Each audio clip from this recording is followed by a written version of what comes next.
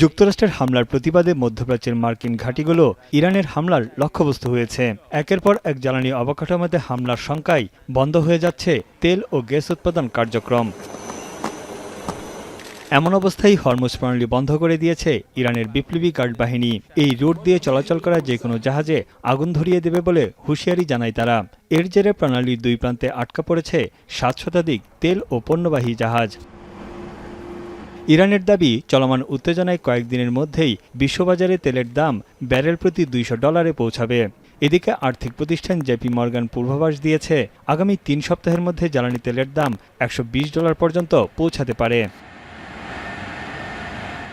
এদিকে বাড়ছে জ্বালানি তেল পরিবহন খরচ। মধ্যপ্রাচ্য থেকে চীনে তেল পরিবহনের জন্য একটি সুপার ট্যাঙ্কারের ভাড়ার খরচ পড়েছে $4 লাখ, যা সর্বকালের সর্বোচ্চ বলে জানিয়েছে লন্ডন স্টক এক্সচেঞ্জ গ্রুপ। ইরানের উপর যুক্তরাষ্ট্র ও ইসরায়েলের হামলা শুরুর পর থেকেই বিশ্বব্যাপী তেল ও গ্যাসের দাম বাড়ছে। বিশ্বের 5 ভাগের 1 ভাগ তেল গ্যাস হরমুজ প্রণালী দিয়ে সরবরাহ করা হয়। এখন পর্যন্ত 5টির বেশি ট্যাঙ্কার আক্রমণের শিকার হয়েছে। এদিকে যুদ্ধের কারণে জ্বালানি তেলের দাম বৃদ্ধির বিষয়ে যথাযথ পদক্ষেপ নেওয়ার আশ্বাস দিয়েছে যুক্তরাষ্ট্র। সৌদি আরবে তেল শোধনাগার আরামকোতে ইরান নয়, হামলা চালিয়েছে ইসরায়েল।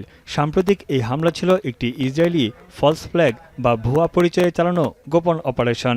ইরানের সামরিক সূত্রের বরাতে এই খবর প্রকাশ করেছে তাসনিম নিউজ।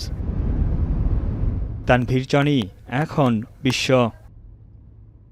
72 ঘন্টা ময়েশ্চার লক সমৃদ্ধ লিলি বডি ওয়াশ। শিয়া বাটারের গুডনেস স্কিন রিপেয়ার করে রাখে সফট ও গ্লোয়িং।